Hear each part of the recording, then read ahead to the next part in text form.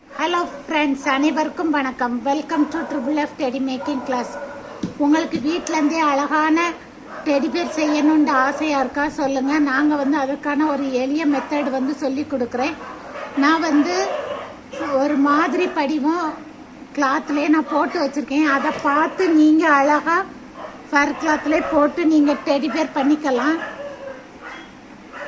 எங்கெங்கே கட் பண்ணியிருக்கு, எப்படி நாட் போட்டிருக்குங்கிறது உங்களுக்கு தெரியும்.